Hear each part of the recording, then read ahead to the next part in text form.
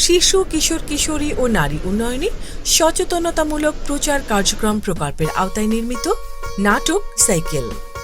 তুই যে রাতুল মিয়ার প্রেম সাগরে হাবুডুবু খাইতাছস, আর এখন দেখি আমার কথাই ফইলা গেল। রাতুলের স্যার আমার এই জীবনটা বাতাসে ভরা বেলুনের মতো। অকালে বাল্য বিবাহের কারণে প্রাণ ঝরে যাবে, এটা হইতে দেওয়া যাবে না। এটা খুব ভালো উদ্যোগ পাঠান সাহেব। তোমার ওই হবু বর মানে সুমন মস্তান যদি সবকিছু টের পেয়ে যায় তাহলে